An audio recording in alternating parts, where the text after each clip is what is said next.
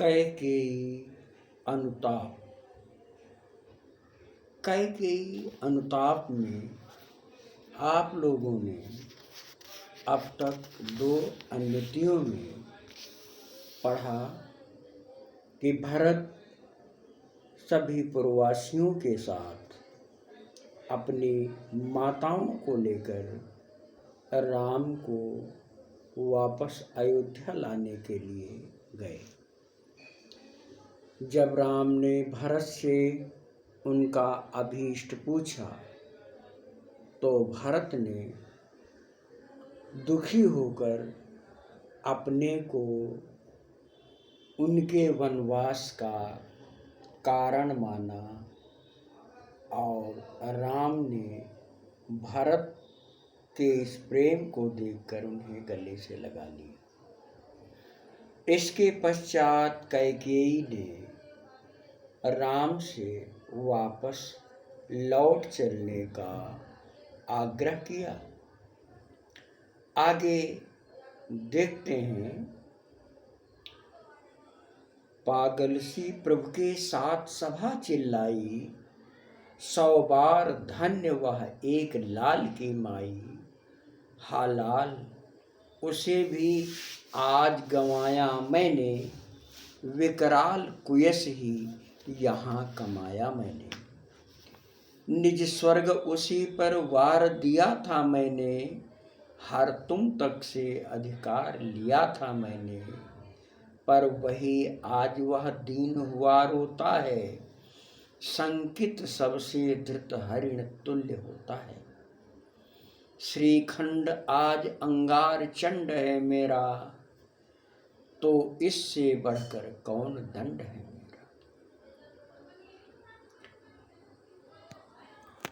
कैकेयी ने जैसे ये कहा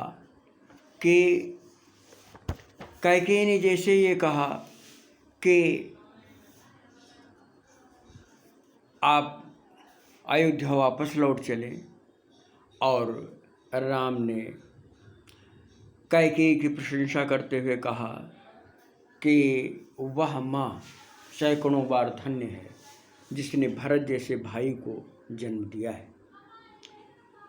तब भगवान राम के साथ ही संपूर्ण सभा भी उन्हीं के कही हुई बात को दोहराती है।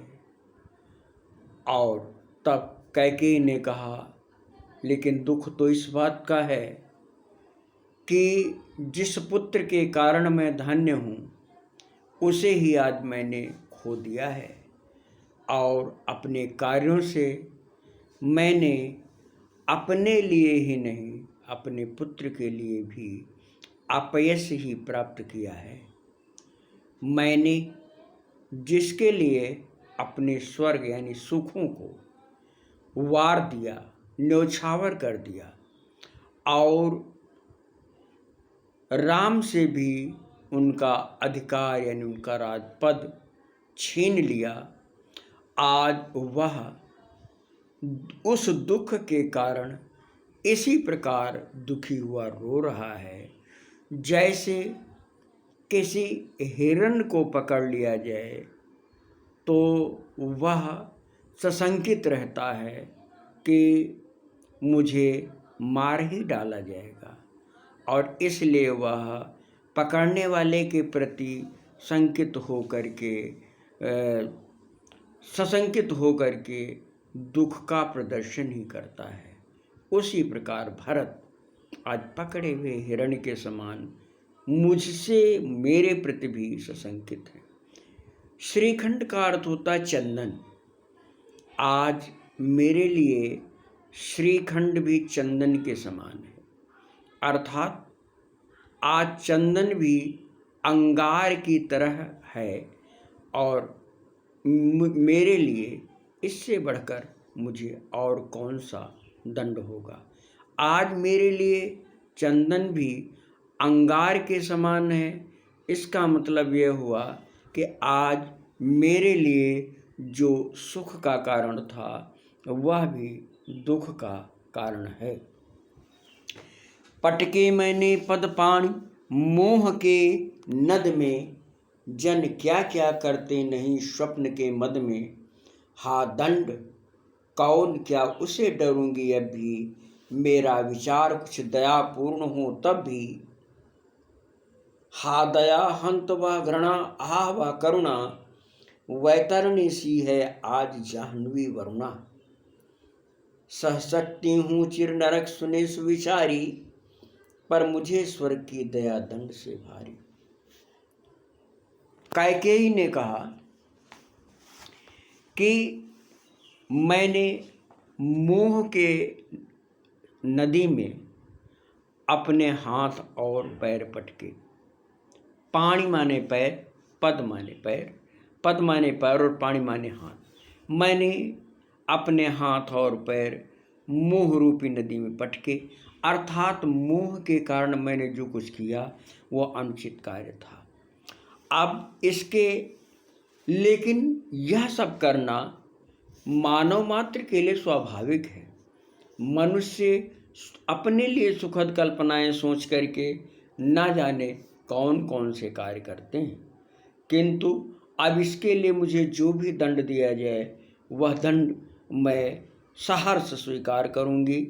यदि मेरे ऊपर दया करके मुझे क्षमा किया जाता है तो वह मेरे लिए दंड से भी बड़ा दंड है। वह रानी कैकेयी जो कभी दूसरों के लिए घृणा की पात्र थी, वह अब गंगा के समान पवित्र और सुखद है। जो वैतरणी के समान वैतरणी सी है आज जाह्नवी वरुणा। वो कहती है कि ये जाह्नवी माने गंगा और वरुणा, आप लोगों ने वाराणसी पाठ में पढ़ा है कि वाराणसी में वरुणा और असी नामक नदियों का संगम होता है, तो वरुणा भी एक नदी है जो पवित्र मानी जाती है।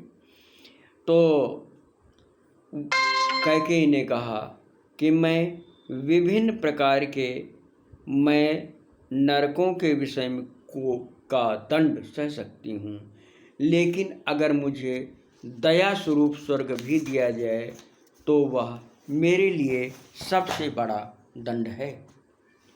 लेकर अपना वह कुलिस कठोर कलेजा, मैंने इसके ही लिए तुम्हें वन भेजा, घर चलो इसी के लिए न रूठो अब यूं, कुछ और कहूँ तो उसे सुनेंगे सब क्यों।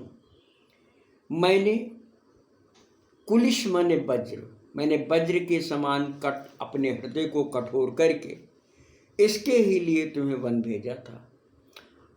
अब इसके लिए ही मुझसे नाराज मत हो और घर लौट चलो। कोई कुछ और कहूँ तो उसे सुनेंगे सब क्यों, घर चलो उसी के लिए न रूठो अब यूं, कुछ और कहूँ तो उसे सुनेंगे सब क्यों। इसलिए अब घर लौट चलो और कुछ अगर कहूँ तो उसे लोग क्यों सुनेंगे। मुझको यह प्यारा और इसे तुम प्यारे, मेरे दुगने प्रिय रहो न मुझसे न्यारे। मैं इसे न जानूं किंतु जानते हो तुम, अपने से पहले इसे मानते हो तुम। मुझे मेरा भरत प्रिय है और भरत को आप प्रिय हैं, इसलिए हे राम आप मुझे दोगुनी प्रिय हैं। इसलिए मैं चाहती हूँ कि जैसा भरत चाहते हैं अयोध्या राम लौट चलें, मैं भी चाहती हूँ कि राम अयोध्या लौट चलें। तुम भाइयों, तुम भ्राताओं का प्रेम परस्पर जैसा, यदि वह सब पर हो प्रकट हुआ वह वैसा। तुम भाइयों में जैसा प्रेम बना हुआ है वैसा ही प्रेम सदैव बना रहे। मैं तो पाप दोष भी पुण्य दोष है मेरा, मैं रहूं पंकिला पद्म कोश है मेरा। आगत ज्ञानी जन उच्च भाल ले लेकर, समझाएं तुमको अतुल युक्तियां देकर। मेरे तो एक अधीर हृदय है बेटा, उसने फिर तुमको आज पूजा बेटा। तुम भाइयों में जैसा प्रेम बना हुआ था वह प्रेम वैसा ही बना रहे। मैं पाप और दोष से युक्त हूँ तो भी ये पाप और दोष ही मेरे लिए संतुष्टि और पुण्य के समान है। मैं पंक माने कीचड़ होता, पंकिला माने कीचड़, मलिन, गंदी।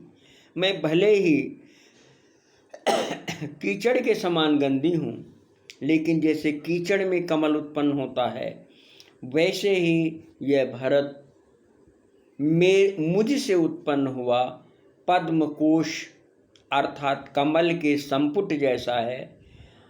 आने वाले यानी भविष्य के ज्ञानी जन विभिन्न प्रकार की बातें कहते हुए चाहे जो भी तर्क देकर समझाएं, लेकिन मेरे समक्ष मेरे पास तो कोई तर्क नहीं है।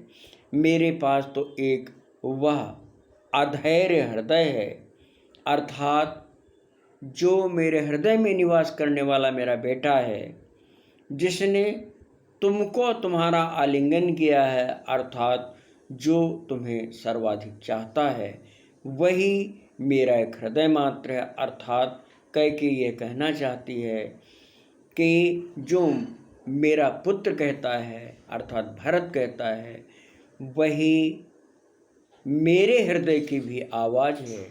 इसलिए जैसा भरत ने कहा कि आप अयोध्या लौट चलें, तो वही मैं भी चाहती हूँ कि आप अयोध्या लौट चलें। तो इस प्रकार ये कैकेयी अनुताप पूरा हुआ। इसमें संकित सबसे धृत हरिण तुल्य होता है में उपमालंकार है। निज स्वर्ग उसी पर वार दिया था मैंने, यहाँ पर स्वर्ग का लाक्षणिक अर्थ सुख से लिया गया है। पटके मैंने पद पाणी मोह के नद में, मोह को भयानक नदी बताई गई है, इसलिए यहाँ पर रूपक अलंकार है। और जन क्या क्या करते नहीं स्वप्न के मद में, यहाँ पर वक्रोक्ति है। वैतरणी सी है आज जाह्नवी वरुणा, यह कह करके कैकेयी अपने हृदय के दुख को व्यक्त करती है। और कुलिस कठोर कलेजा, कुलिस कठोर कलेजा में उपमालंकार है। और इस प्रकार इसमें काव्य सौंदर्य के तत्व मैंने जो स्पष्ट किए, छंद प्रवाहपूर्ण, तुकांत और गेय है। इसमें प्रयुक्त रस श्रृंगार रस, यानी यहाँ पर कैकेयी की राम के प्रति रति, आकर्षण, प्रेम की भावना होने के कारण इसमें श्रृंगार रस और श्रृंगार रस का संयोग पक्ष है। भाषा जैसा कि बताया था सरल, सहज और तत्सम शब्दों युक्त है। और इसमें कथोपकथन शैली का प्रयोग किया गया है। तो इस के बाद अगला पाठ पढ़ेंगे और आप लोग साथ साथ देखते रहें, समझते रहें। जो कुछ ना समझ में आए उसको पूछने का प्रयास करें।